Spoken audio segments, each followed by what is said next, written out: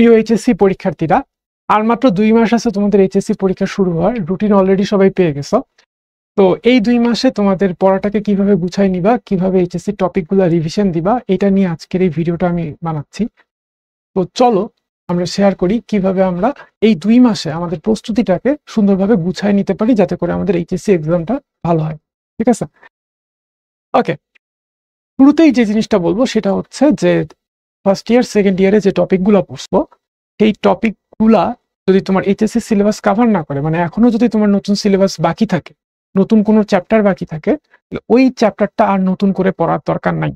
ঠিক আছে? সো এখন এই 2 মাসে শেষ 60 দিনে আমরা নতুন কোনো চ্যাপ্টার, নতুন কোনো টপিক, নতুন কোনো কিছু শিখবো না। হ্যাঁ, কোনো কিছুই শিখবো না, নতুন কোনো কিছু শিখবো না। আমাদের কাজ হচ্ছে এই ফার্স্ট ইয়ার সেকেন্ড ইয়ারে যে টপিকগুলো এতদিন পর্যন্ত আমরা পড়ছি, এই নেক্সট 60 দিনে আমরা সেই টপিকগুলো রিভিশন করব। তো নতুন কোনো কিছু শিখবো না। তাহলে কোনো চ্যাপ্টার বাকি থাকলে এখন যদি ওটা নতুন করে না শিখি, তাহলে ওই চ্যাপ্টারটা তো বাদ পড়ে গেল। বাদ পড়ে গেলে বাদ থাকলো, এতদিন যেটা শেখা হয় নাই সেটা এই 2 মাসে আর শেখার দরকার নেই। হ্যাঁ, ওই চ্যাপ্টারটা তো অ্যাডমিশনে আসতে পারে, ঠিক আছে, বাট আগে তো আমার এইচএসসি পরীক্ষাটা ভালো করতে হবে, তাই না? এইচএসসি পরীক্ষায় ওই একটা চ্যাপ্টার নতুন করে শিখতে যে এই 60 দিনে যদি আমি প্রপার রিভিশন দিতে না পারি, এবং সেই কারণে যদি আমার এইচএসসি এক্সাম খারাপ হয়, তাহলে তো অ্যাডমিশনে আমি অনেক জায়গায় বসতেই পারবো না। ঠিক আছে? সো আমার প্ল্যান হচ্ছে এই 2 মাসে সম্পূর্ণভাবে এইচএসসি পরীক্ষাকে ফোকাস করে প্রিসাইজলি এইচএসসি পরীক্ষার জন্য প্রিপেয়ার্ড হয়। অ্যাডমিশন পরেরটা পরে দেখা যাবে। অ্যাডমিশনের জন্য চিন্তা ভাবনা করার সময় এই 2 মাস না। ওকে, তো নতুন কোনো কিছু আমরা পড়বো না, রিভিশন দিব সঠিক উপায়। হ্যাঁ, কারণ রিভিশনই হচ্ছে রিয়েল গেম চেঞ্জার। তো রিভিশনটা আসলে কিভাবে দিব? এই সময়ে এই লাস্ট 60 ডেইজে মেইনলি মোটা দাগে 3টা কাজ আমাদের করতে হবে। 3টা কাজ কি কি? প্রথম হচ্ছে প্রতিটা সাবজেক্টের প্রতিটা চ্যাপ্টার রিভিশন দেওয়া। প্রতিটা চ্যাপ্টার মানে হচ্ছে এই ফার্স্ট ইয়ার সেকেন্ড ইয়ার আজকে পর্যন্ত যে চ্যাপ্টারগুলো পড়ছি ওই চ্যাপ্টারগুলো রিভাইজ দেওয়া। নতুন কিছু থাকলে ওটা আর পড়বো না, ওটা বাদ। ওকে, বিগত বছরের কোশ্চেন সলভ করতে হবে। বিভিন্ন বোর্ডে এইচএসসি এক্সামে বিগত বছরে যে সিকিউ এবং এমসিকিউ কোশ্চেন্স গুলো আসছে সবগুলা দেখতে হবে। সব না পারলেও যতটুকু পারা যায় দেখতে হবে। হাতে করতে পারলে খুবই ভালো, না করতে পারলে চোখ বুলে যাইতে হবে অ্যাটলিস্ট। আর মডেল টেস্ট দিতে হবে, প্রচুর পরিমাণে মডেল টেস্ট দিতে হবে এই 2 মাসে যতটুকু সম্ভব। যত মডেল টেস্ট দিবা তত তোমার টাইম ম্যানেজমেন্ট সম্বন্ধে আইডিয়া হবে, টাইমিং ফাস্ট হবে, তুমি পরীক্ষার একটা পাবা, ফ্লেভার পাবা। পরীক্ষা যত দিবা তত তোমার হচ্ছে পরীক্ষা ভীতিও কাটবে। ঠিক আছে? তো মডেল টেস্ট এটা মাস্ট। সো পুরা রোড ম্যাপটাকে 2 মাস বা 60 ডেজের যে জার্নিটা আগামী, হ্যাঁ, এইচএসসি পরীক্ষার আগ পর্যন্ত, এটাকে যদি আমি সুন্দর করে ভাগ করে বলি, প্রথমে স্টেপে যে কাজটা করতে হবে সেটা হচ্ছে চ্যাপ্টার ওয়াইজ প্ল্যানিং করতে হবে, অধ্যায় ভিত্তিক পরিকল্পনা করতে হবে। এই অধ্যায় ভিত্তিক পরিকল্পনাটা কি? মনে করো ফিজিক্স, কেমিস্ট্রি, ম্যাথ, বায়োলজি, সায়েন্সের তো এই 4টা চ্যাপ্টার। আমি মেইনলি বিজ্ঞান বিভাগের স্টুডেন্টদের জন্য ভিডিওটা বানাচ্ছি। তো ফিজিক্স ফার্স্ট পেপারে যে চ্যাপ্টারগুলো আছে খাতার মধ্যে নোট করে ফেলবা, চ্যাপ্টারগুলোর নাম লিখবা। সেকেন্ড পেপারে চ্যাপ্টারগুলোর নাম লিখবা। এইভাবে ম্যাথ, বায়োলজি, কেমিস্ট্রি সবগুলোরই ফার্স্ট পেপারে কি কি চ্যাপ্টার আছে, সেকেন্ড পেপারে কি কি চ্যাপ্টার আছে, সবগুলোর নাম লেখ। নাম লেখার পরে যেই চ্যাপ্টারগুলা, এর মধ্যে যদি কোনো চ্যাপ্টার থাকে যেটা তোমার আগে পড়া হয়নি, ওই চ্যাপ্টারটা শুরুতেই কেটে দিবা, এক টানে কেটে দিবা। ওইটা নতুন করে পড়বো না, ওটা হচ্ছে বাদ দিয়ে দিব।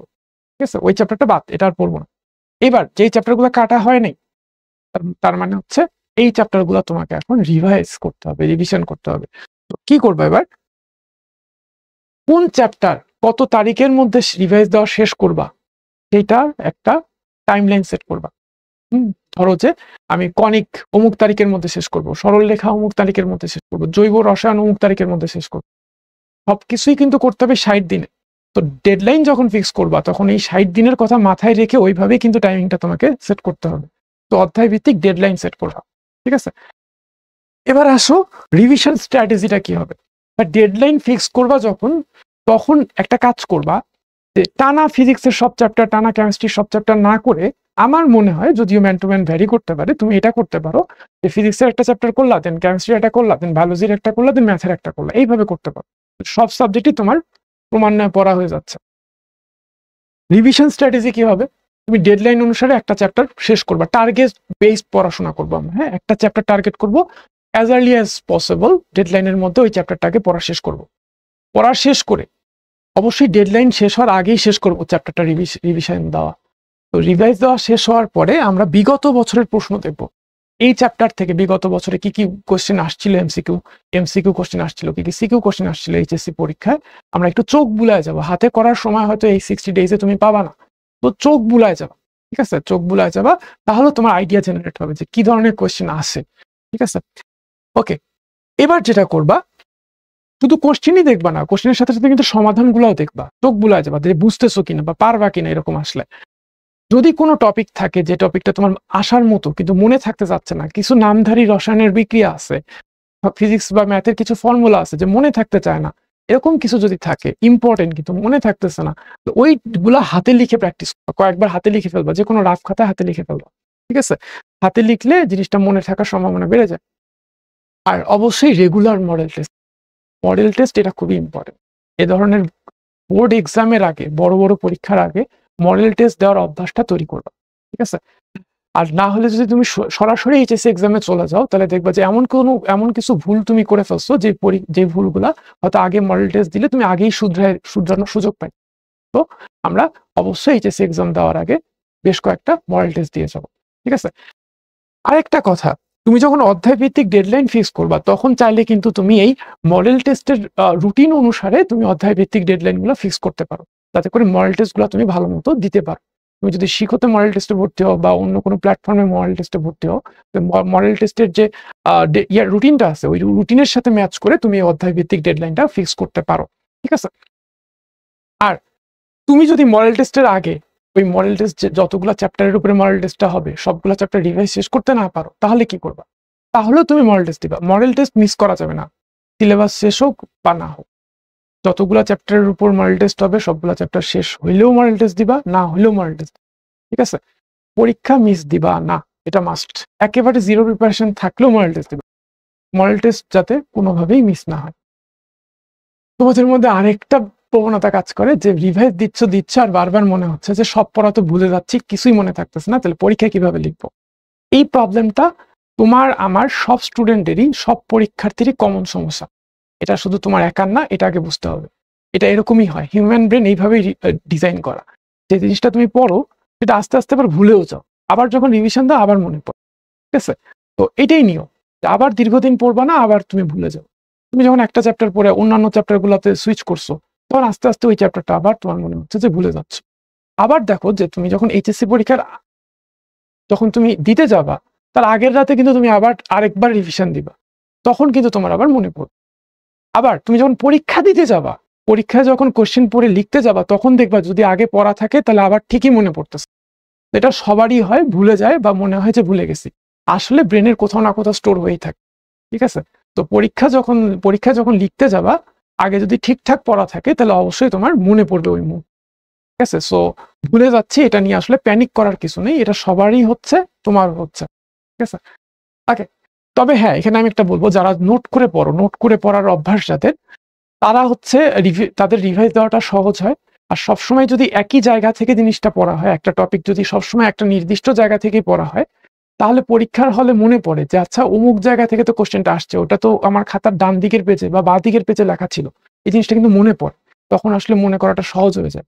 অনেকে আছে একই টপিক একবার হচ্ছে ক্লাস নোট থেকে পড়ে, একবার এই বই থেকে পড়ে, একবার ওই বই থেকে পড়ে, এরকম করে যদি একই জিনিস বিভিন্ন জায়গা থেকে পড়া হয়, তখন আসলে পরীক্ষার মুহূর্তে মেমোরাইজ করাটা অনেক ডিফিকাল্ট হয়ে যায়, যে আসলে কোত্থেকে জানি পড়ছিলাম, এরপরে না কি ছিল, ছবিটা ভাসে না চোখের সামনে, ঠিক আছে। সো আমি সবসময় প্রেফার করি যে নোট খাতা তৈরি করে পড়ো। একটা টপিক তুমি বিভিন্ন সোর্স থেকে পড়তে পারো, বাট সবগুলা সোর্স থেকেই তুমি হচ্ছে সোর্সের মেইন লাইনগুলা, কি লাইনগুলা নিয়ে একটা খাতা তৈরি করো, যেখানে তোমার পরবর্তীতে ওই খাতাটা পড়লেই যাতে হয়ে যায়। বাট যারা নোট খাতা করো না, এই 60 দিনে তার নোট খাতা করা পসিবল না।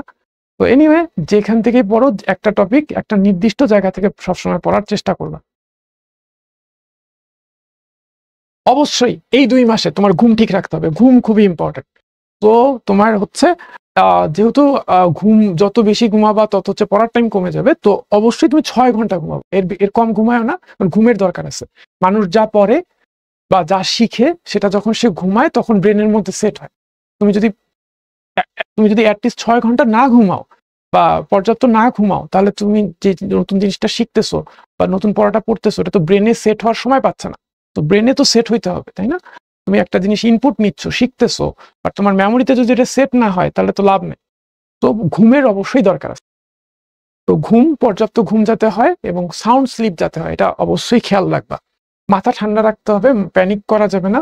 সিচুয়েশন বিভিন্ন রকমই হইতে পারে, সবসময় তোমার ফেভারে থাকবে এরকমও না, বাট যে কোনো সিচুয়েশনে তোমার অবশ্যই মাথা ঠান্ডা রাখতে হবে, ঠিক আছে? আর অবশ্যই মোবাইল ডিস্ট্রাকশন থেকে দূরে থাকবা আর কি। মোবাইল বলো বা যে কোনো স্ক্রিন অ্যাডিকশন বলো, এগুলো হচ্ছে ডিস্ট্রাকশন। এতদিন তো ডিস্ট্রাকশন যা হওয়ার হয়েছেই, নেক্সট 2 মাসে যাতে এটা অ্যাটলিস্ট না হয়। ওকে, এবং সবশেষে যেটা বলবো যে তোমাকে অবশ্যই নিজের উপর কনফিডেন্স থাকতে হবে, নিজের উপর আত্মবিশ্বাস থাকতে হবে, কারণ যে কোনো সাফল্যের মূল কথা হচ্ছে আত্মবিশ্বাস।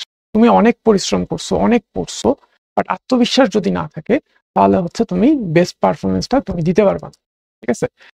তোমরা কম বেশি কিন্তু ফার্স্ট ইয়ার সেকেন্ড ইয়ারে একেবারে পড়াই করেও কিন্তু অনেকটা পড়াই পড়ে ফেলছো। এখন তোমার কাজ হচ্ছে এই 60 দিন সময় প্রপার রিভিশনটা দেওয়া, যাতে করে পরীক্ষাটা ভালো হয়।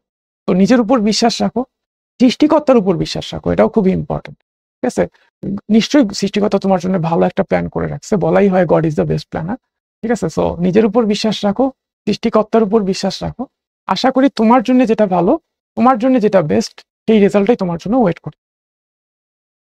ওকে, অল দ্য বেস্ট। ভালো করে এইচএসসি পরীক্ষা দিও, ভালো করে প্রিপারেশন নাও, যাতে এইচএসসি পরীক্ষায় তুমি তোমার বেস্ট পারফরমেন্সটা করতে পারো। সবার জন্যই শুভকামনা।